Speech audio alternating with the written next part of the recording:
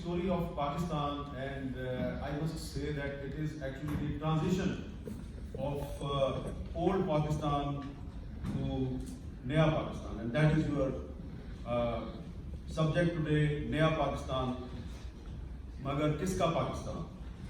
So, there was a long introduction, and thank you very much for the words you have used for me, and introduced me as a journalist. And my first and last introduction, Meri Pehchan Sahafat hai, I am a journalist, that is my introduction. But you will be surprised to know that my father, who was also a professor of journalism, and he was a columnist, he was a journalist also, he was a professor of journalism. He never wanted me to become a journalist. He was head of the Department of Mass Communication in University of the Punjab. But he never wanted me to become a journalist. So that's from here I will start. That why my father asked me don't try to become a journalist. I was raised in a country who was founded by a lawyer and a politician, and all of you know that his name was Quaid-e-Azam Muhammad Ali Jinnah. He was a lawyer and he believed in democracy. But unfortunately, Pakistan was taken over again and again by military dictators. And when I started writing in newspapers, I was a schoolboy at that time, and I was impressed from my father. My father used to write in newspapers, so I tried to copy him, and I also started writing short stories and small things on different newspapers. And one day my mother very proudly, she informed my father that, look, your son is also started writing in newspapers. So initially he ignored, but slowly and gradually, one day my campus diary was published in Dawn newspaper, and my father was, he was confused, and he was very much worried, and he called me and he started investigation that why I have started writing on the political issues in the campus. So I tried to satisfy him, but my father said, look, I am facing a lot of problems because of my writings. So I am an example. It's a very dangerous profession in Pakistan. Don't try to become a journalist. So now you imagine that a young boy who started writing in newspapers, instead of encouraging, I was discouraged. And you see, my father was a professor of journalism. After a few years, he died in very mysterious circumstances. And somebody mentioned in the first session the name of Asma Jahangir, a very famous human rights activist. So when my father died very mysteriously, Asma Jahangir demanded his autopsy, but the dead body of my father was snatched from our family, and he was buried within few hours of his death. And when he was buried, the same evening, I realized that why my father wanted me that I should not become a journalist, because he lost his life because of his writings. But after some months passed, and I consulted my mother. I was a student at that time, and I consulted my mother. I got her permission that I said that I want to become a journalist. So my mother permitted me, and I started journalism. So I started journalism at a time when General Ziaul Haq was ruling Pakistan, and my father died when General Ziaul Haq was ruling Pakistan. So that's the beginning, that is the start, that how I became a journalist. My father never wanted me to become a journalist because he thought that it's a very dangerous profession in Pakistan, and I actually violated his wish, but for my own satisfaction, I got permission from my mother. Now, I became a journalist, and first time I lost my job in 1994 when I wrote something about the husband of then Prime Minister. And you know 1994, who was the Prime Minister and who was the husband?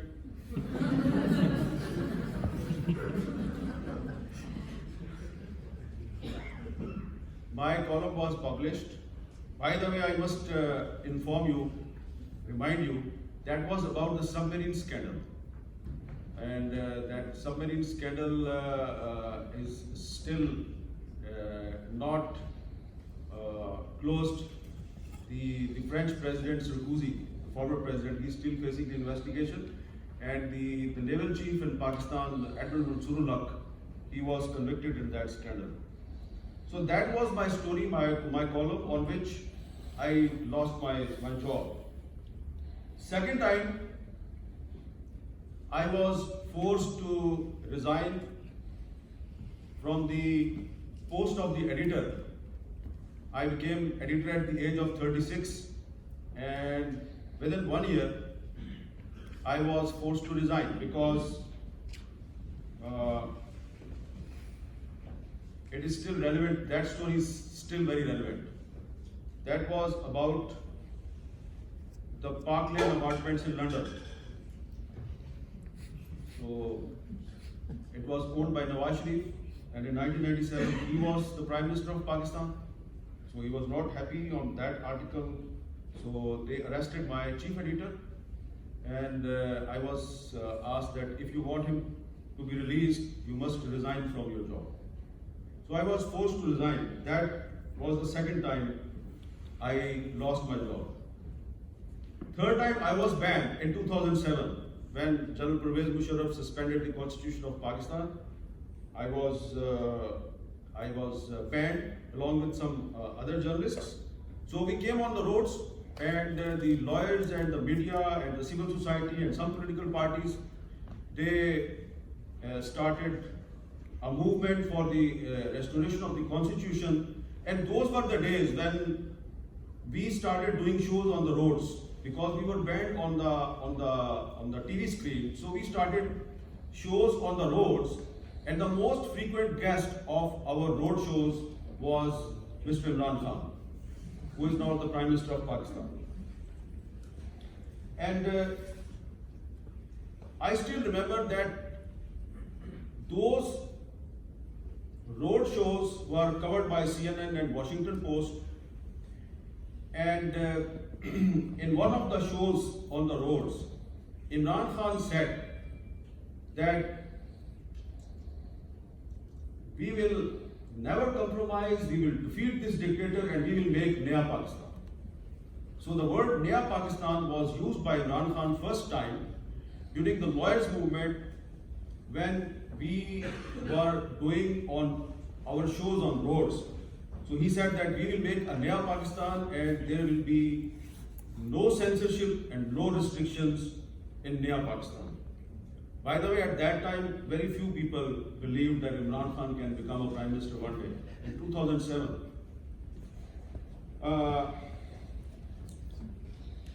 then you see, I will tell you why in the introduction it was said that I survived some assassination attempts. So the first assassination attempt was in 2012 when a bomb was planted under my car, and luckily somebody saw it and it was defused. That was because of our support for Malala Yousafzai, because she was attacked in Swat, and the Taliban spokesperson Ehsanullah Ehsan, he publicly threatened all those journalists who were supporting her.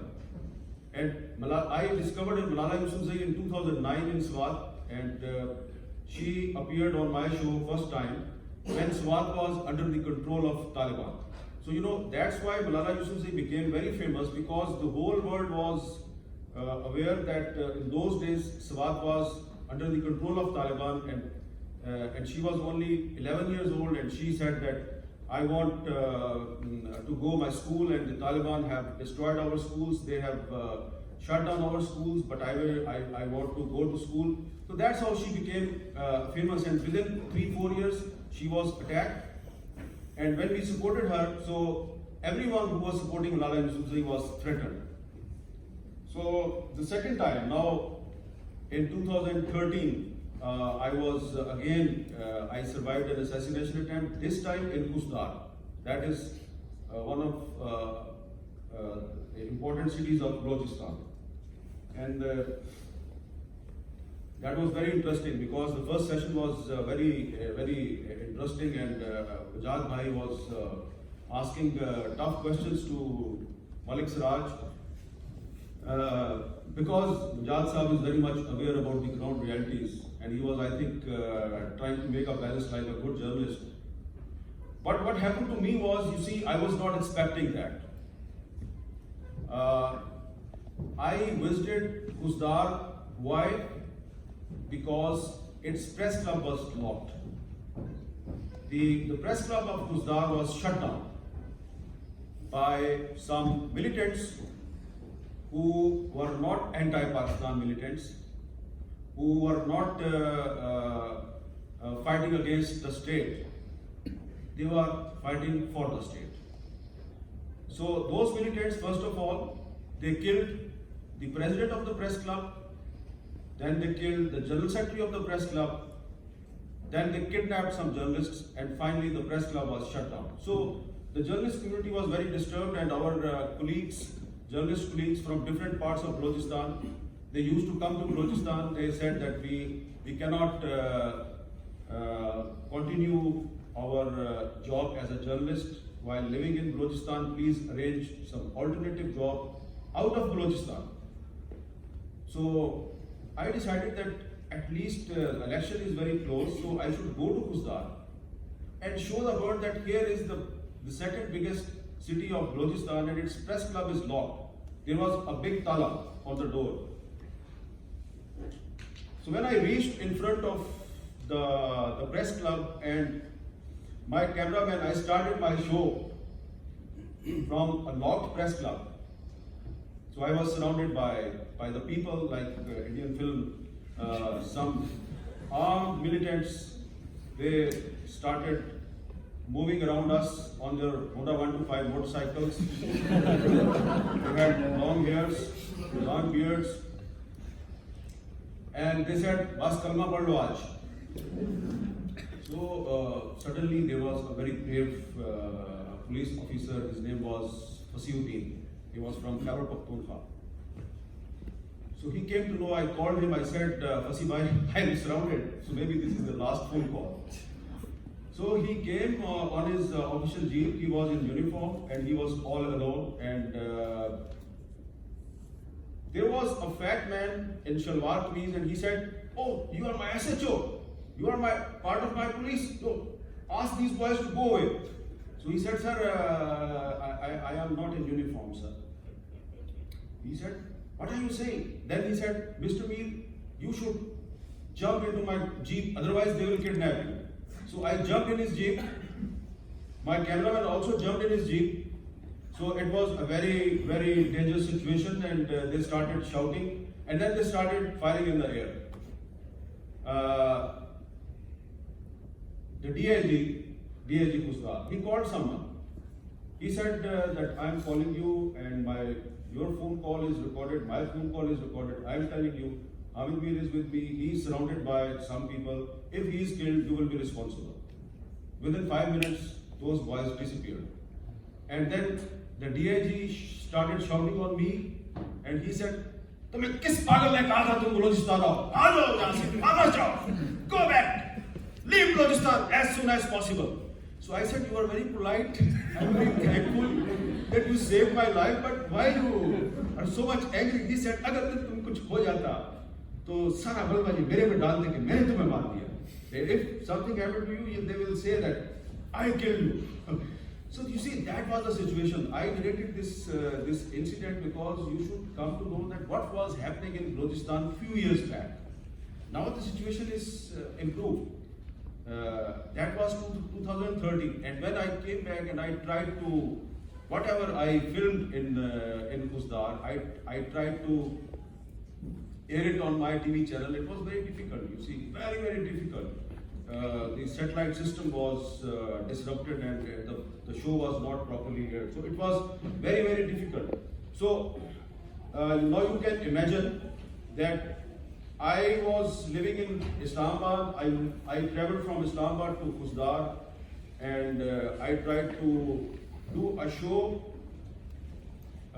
in Khuzdar in Balochistan, and I have given you some details what happened to me. Think about the journalists who were living in Khuzdar, who were living in Quetta, and what was happening with them.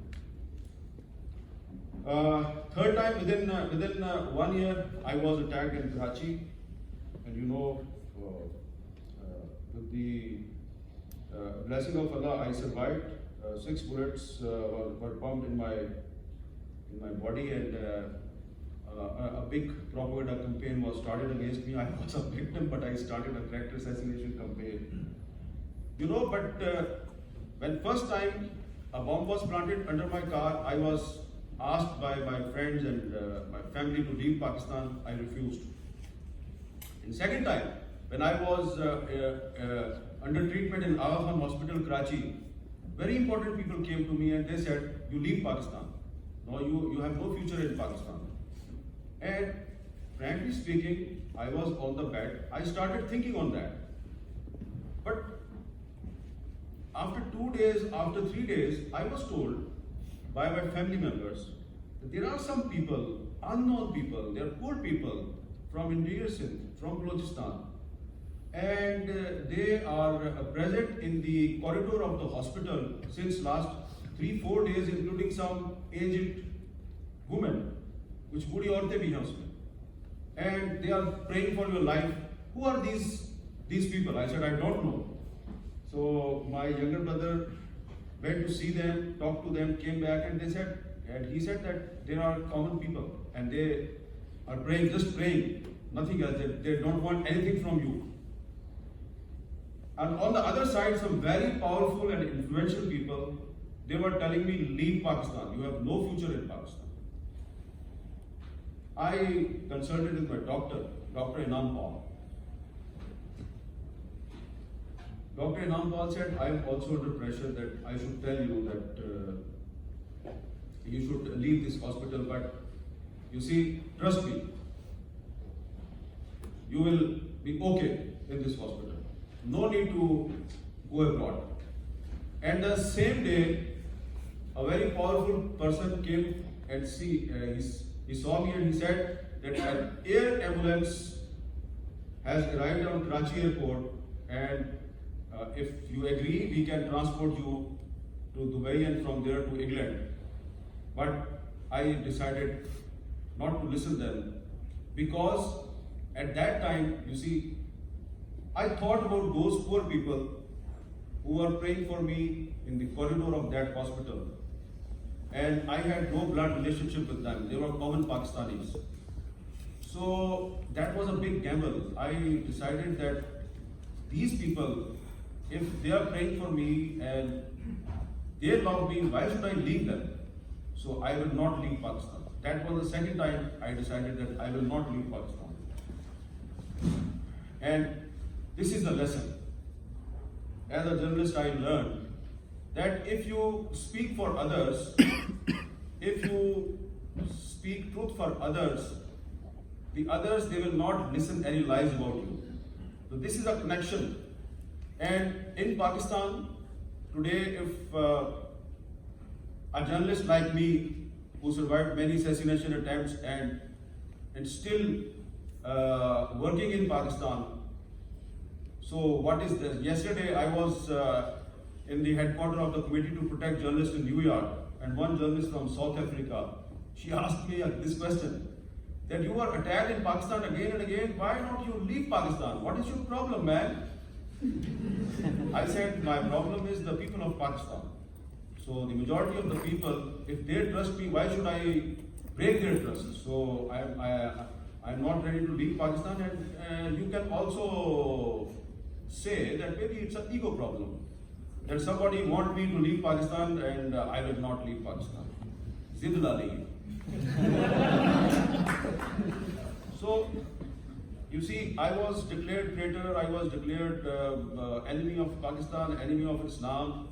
Very prominent fellow journalists, they were part of that campaign, but still I am working. So, you see, all these things are my bad memories of Purana Pakistan, the bad memories of old Pakistan.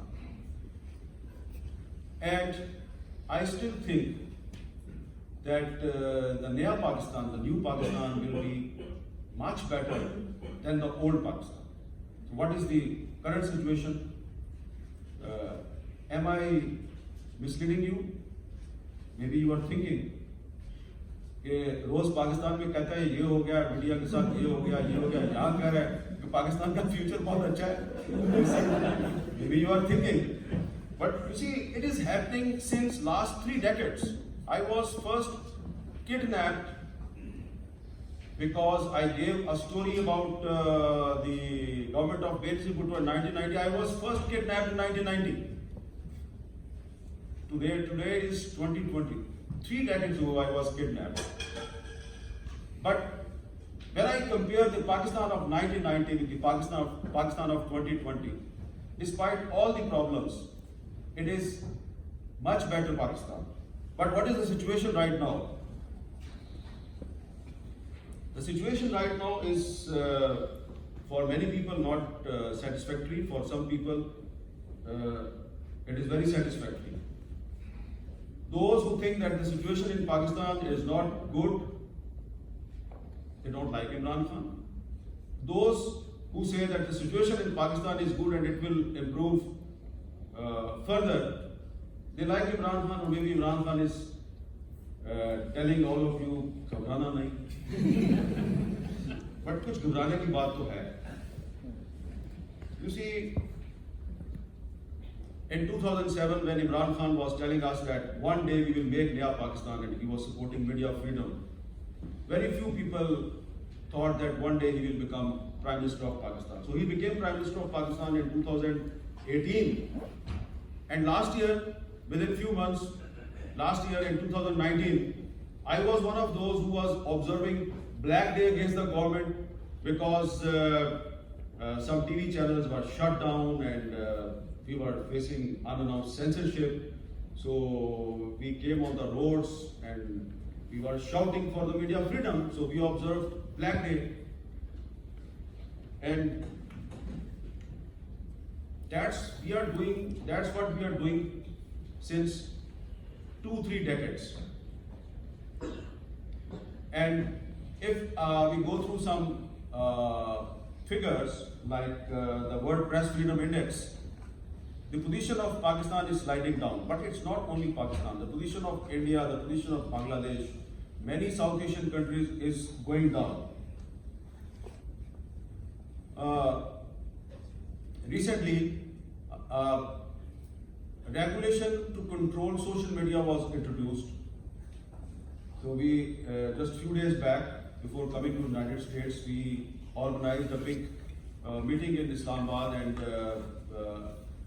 we established a united front of media organizations, lawyers, political parties to oppose that. But the good thing is that it's not only the media and the opposition parties who think that this new regulation to control social media is a draconian regulation and it should be reconsidered or it should be repealed.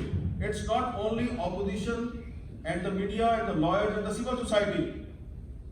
The political government also agree with us.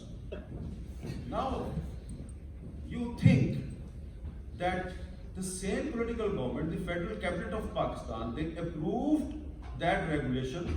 It was notified after the approval of the cabinet meeting which was presided by the Prime Minister of Pakistan, but unfortunately they were not properly informed that what's going on. It was not debated in the cabinet meeting. So this is the good thing, that when they came to know that this is a bad law and the majority of the media organizations and the civil society, they don't like it, so they said, we will reconsider and we will be notified. The second good thing, as a journalist, we were fighting for a journalist protection bill since last 8-9 years. And the People's Party government, they made promises, but they never discussed that bill in the cabinet meeting. Then the PMLN government came. They also made promises. They prepared a draft which was rejected by the media community. But this is the government led by Mr. Imran Khan, despite all the differences and the criticism. You see, I can tell you that last week they approved the Journalist Protection Bill in the cabinet, and now they will present it in the Parliament of Pakistan. And when this law will become, when this bill will become a law, it's a very good bill. It will force all the institutions, all the provinces, that any crime committed against a journalist or member of the media community will be investigated within 15 days. This is the punchline of that. So if it is approved, or if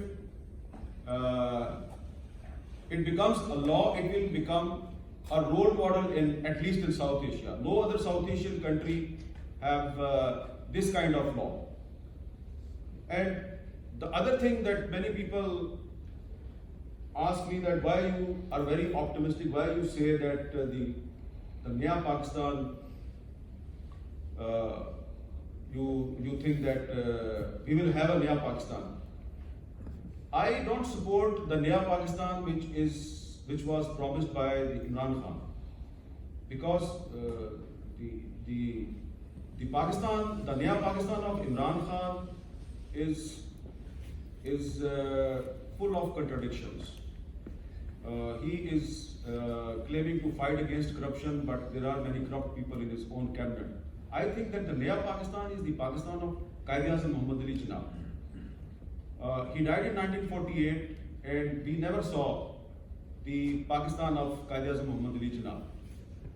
And if we continue our struggle and we try to strengthen the democratic institutions in Pakistan, we can definitely make a Naya Pakistan. And there are some signs, as I said earlier, that the Pakistan of 1990 is, if you compare with the Pakistan of 2020, the Pakistan of 2020 is much better.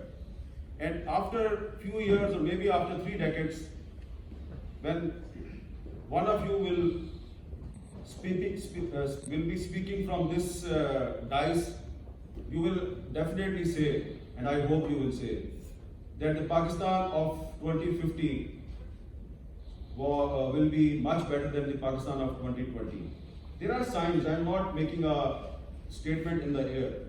You see, last year, Pakistan Super League matches were played in Dubai. And in 2018 and 2017, all the matches were played in Dubai. Some matches were played in Pakistan. This year, the whole Pakistan Super League is moved to Pakistan, and more than 30 international players, they are participating in Pakistan Super League. Then the second thing, if you have been to Pakistan recently, you must have attended some literature festivals in Karachi, in Lahore, in Quetta, in Faisalabad. This is a very good tradition set by different literature lovers, and thousands of people, they have started attending literature festival. And literature festival is promoting the book reading culture. And that is very important. If your society is coming back towards books, it's a positive sign. Why PSL is becoming a success story in Pakistan? The whole credit will not go to one Prime Minister. Yes, we must give him due credit. He is Prime Minister of Pakistan. But he is not the only one. There are some other institutions, other people. If some matches are being played in Karachi, so the Sindh government is also part of some arrangements. So we must give some credit to them. If some matches are played in Lahore, then the Punjab government is also involved, and the security forces and the other institutions. So it's a collective effort. So why the PSL is coming to Pakistan, why literature festivals are becoming a success story? Because the terrorist incidents are going down in Pakistan. So this is a positive, you see, side. Yeah, yes, you people who live in United States or studying in United States, when you hear stories about politicians fighting with each other, some people get disappointed. But you see, this is part of the democracy. I think that I am an example. अगर मैं पाकिस्तान छोड़ देता मुझे कोई ना पूछता why you left Pakistan. I had a justification of leaving Pakistan, but I decided not to leave Pakistan, and I am still surviving. So my survival in Pakistan is an example, is a positive sign that many other journalists who are facing problem, they can also survive. Yes, problems are there. Problems are there. But escape is not the solution. Fighting the problem is the solution. We must fight the problem. We cannot fight the problem with a gun in our hand. We should fight the problem with some commitment, with some wisdom, with some courage, with unity, and that is very important. So all is not bad in Pakistan. All is not good in Pakistan. Sometimes I feel that maybe my father is not happy with me because I became a journalist. But sometimes when I get appeasement, encouragement from the common people, I think that my father is smiling from the skies because I'm trying to make his dreams true. So I am sure that you people, especially the youngsters, I have met some of the youngsters, some students who are not students of this university. They came from the other universities, from other cities. So you are the future of Pakistan, and I am sure most of you will go back to Pakistan, and your future belongs to Pakistan. And I am sure, I am repeating it again and again, that Pakistan of 2020 is facing many problems. Yes, we have problems. But when you will become professional, and after 20 years, 30 years, someone will ask you a question that, uncle, tell us about the old Pakistan and the new Pakistan. So you, the future uncles, you will say that, yes, son, the Pakistan of 2050 is better than the Pakistan of 2020. So I am sure that all of you will see the Naya Pakistan, but one thing is very important. You cannot make a Naya Pakistan without giving rights to the students, without giving rights to the women, without giving rights to the minorities, and especially the smaller provinces. The first session of your symposium was very important. Without giving rights to the Baloch people, by the way, Baloch को Baloch कहते हैं, Balochi नहीं कहते. जिस तरह पख्तून को पख्तून कहते हैं, पख्तूनी नहीं कहते. तो Baloch को Baloch कहते हैं, Balochi नहीं कहते. Balochi is language, and Baloch is a nationality. तो बलोचों को उनके हकूक देने बड़े ज़रूरी हैं, पख्तूनों को उनके हकूक देने बहुत ज़रूरी हैं, और सिंध के लोग, कश्मीर के लोग, गिलगित बल्तिस्तान के लोग, पंजाब के लोग. अब पंजाब सबसे बड़ा सूबा है, उसको कहते हैं पंजाबी साम्राज्य. वो कैसा साम्राज्य है, उसके पास अपनी जुबान ही नहीं है. सिंधी जो है वो अपनी जुबान पे फख्र करते हैं, सिंधी कल्चर डे मनाते हैं. बलोच लोग जो है वो अपनी जुबान पे फख्र करते हैं, बलोची कल्चर डे मनाते हैं. पख्तून जो है वो 4 दिन में इकट्ठे हो जाए, पश्तो में बात करें. ये पंजाबी जो है, इन बेचारों को जो हुक्मरान तबका है उसका ताल्लुक पंजाब से है और बड़े बड़े पावरफुल इंस्टीट्यूशन जो है उनमें पंजाबियों की बड़ी मेजॉरिटी है. But this big province is without their own language. So if you don't have language, you cannot promote your culture. So if you don't have your culture, you are finished. So कभी कभी लोग मुझसे पूछते हैं, people ask me, why you support loudly Baloch people, Pakhtun people? Why? I tell them that if I will support Baloch and Pakhtun and Sindhi, tomorrow they will support Kashmir and Punjab and other nationalities. So we have to cooperate with each other. We have to support each other. We must say what is wrong and what is right. No compromise on Constitution of Pakistan. The ultimate solution of all the problems in Pakistan is the rule of law. The Constitution of Pakistan, we can make lot of improvement. The Constitution of Pakistan have answers of many problems. And I am sure that if the Constitution of Pakistan is implemented in its true spirit, our friend Malik Siraj Akbar will definitely go back to Pakistan and he will live a peaceful life there and he will be allowed to speak truth. Nobody should have the right to suppress anyone if he is raising voice